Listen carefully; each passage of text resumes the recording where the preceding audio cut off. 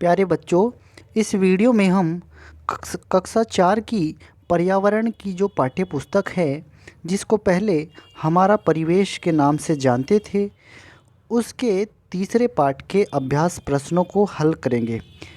हमारा तीसरा पाठ जो है उसका नाम है कैसे बने घर। इसके अभ्यास प्रश्नों को प्यारे बच्चों हम इस वीडियो में हल करेंगे। हमारा सबसे पहला प्रश्न है इस पाठ का, सही कथन पर सही और गलत कथन पर गलत का निशान लगाइए। ये हमें करना है। तो देखते हैं अपने पहले कथन को। हमारा पहला कथन है, घर हमें आंधी, तूफान और वर्षा से सुरक्षा प्रदान करता है। ये बात बिल्कुल सही है, तो आप इस पर सही का निशान लगाएंगे।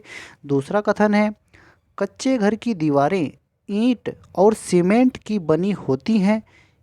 कच्चे घर की दीवारें ईंट सीमेंट की नहीं बनी होती हैं, ये तो मिट्टी की बनी होती हैं, तो इसलिए ये कथन गलत है। आप इस पर गलत का निशान लगाएंगे। देखते हैं तीसरे कथन को, घरेलू कूड़ा खुले में ना फेंककर कूड़ेदान में डालना चाहिए। ये बात बिल्कुल सही है, इस पर आप सही का निशान लगाएंगे। चौथा कथन है, पॉलीथीन का उपयोग हमारे पर्यावरण के लिए लाभदायक है। पॉलीथीन का उपयोग हमारे पर्यावरण को नुकसान पहुंचाता है, ये पर्यावरण के लिए बहुत खतरनाक है, इसलिए ये कथन तो गलत है। यहाँ पर क्या लिखा है कि पॉलीथीन का उपयोग हमारे पर्यावरण के लिए लाभदायक है, लाभदायक नहीं है, ये बात गलत है। अब देखते हैं प्यारे बच्चों अपने पांचवें कथन को। इस कथन में क्या बात है, मिट्टी में गल जाने वाला कचरा पौधों को पोषण देता है। ये बात बिल्कुल सही है। अब देखते हैं प्यारे बच्चों अपने दूसरे प्रश्न को।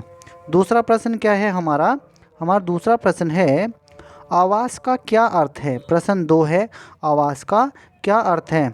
इसका उत्तर क्या लिखेंगे आप, वह स्थान जहां हम निवास करते हैं आवास या फिर हमारा घर कहलाता है। आवास हमें गर्मी, सर्दी, वर्षा आदि से सुरक्षा प्रदान करता है। अब बात करते हैं प्यारे बच्चों अपने तीसरे प्रश्न की। पक्का घर बनाने में किन सामग्रियों का प्रयोग होता है। इसका उत्तर आप क्या लिखेंगे, पक्का घर बनाने के लिए पक्की ईंटें, सीमेंट, बालू, लोहे की सरिया आदि प्रयोग में लाए जाते हैं। ये इसका सही उत्तर है। अब बात करते हैं प्यारे बच्चों अपने चौथे प्रश्न की। चौथा प्रश्न क्या है, अपशिष्ट पदार्थ किसे कहते हैं। तो प्यारे बच्चों, हमारे दैनिक जीवन के विभिन्न कार्यों के दौरान कई अनुपयोगी सामग्री बचती है, जिन्हें हम कचरा या फिर अपशिष्ट पदार्थ कहते हैं। जब आप कुछ काम करते हैं तो बाद में जो बेकार चीज़ बच जाती है, वो वेस्ट जो होता है, उसको ही हम अपशिष्ट पदार्थ कहते हैं।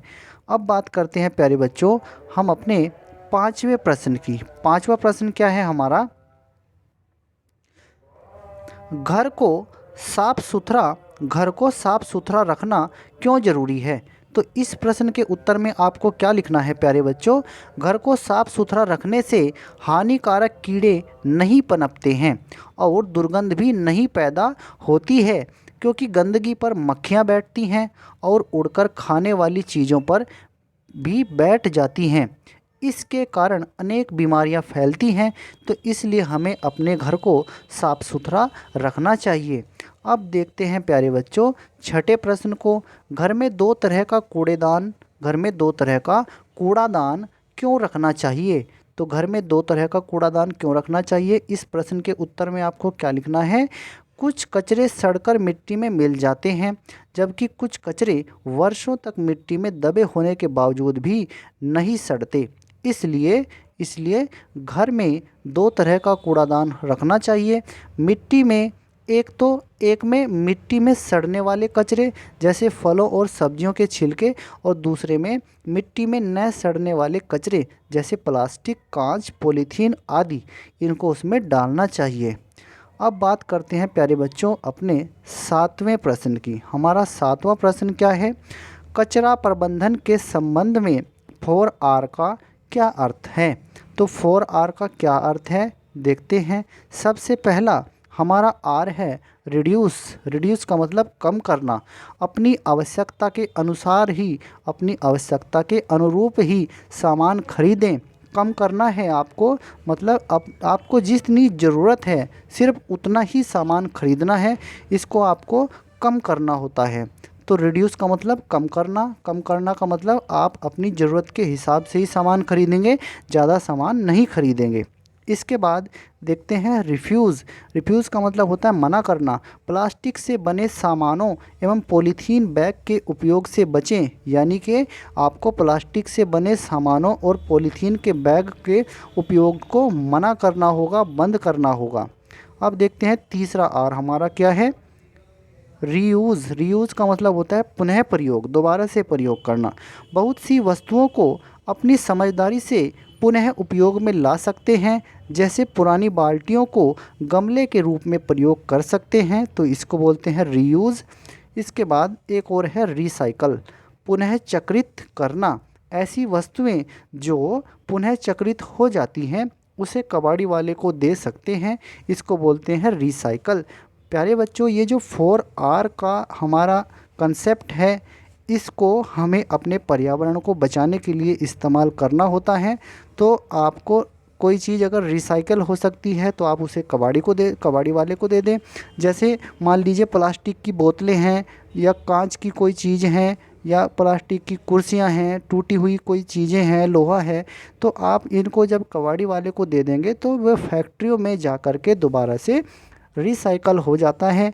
इससे भी हमारे पर्यावरण को थोड़ा कम नुकसान पहुंचेगा। रीयूज़ कर सकते हैं, दोबारा प्रयोग कर सकते हैं आप। रिफ्यूज़ मतलब मना कर सकते हैं किनको, प्लास्टिक से बने सामानों को।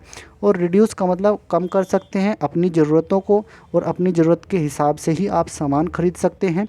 इससे कचरा प्रबंधन में हमें आसानी होती है, और क्या होता है, हमारे पर्यावरण को कम नुकसान पहुंचता है, हमारे पर्यावरण को बहुत ज़्यादा फ़ायदा पहुंचता है। तो इस तरह से प्यारे बच्चों, इस वीडियो में हमने जो हमारा कक्षा 4 की पर्यावरण की पाठ्य पुस्तक है, जिसको हम हमारा परिवेश के नाम से जानते थे, उसके तीसरे पार्ट में जो अभ्यास प्रश्न हैं उनके उत्तरों को आपके साथ साझा किया है। अगर आपको ये वीडियो अच्छा लगा है तो इसको लाइक कीजिए, शेयर कीजिए और हमारे चैनल को सब्सक्राइब कीजिए। धन्यवाद प्यारे बच्चों।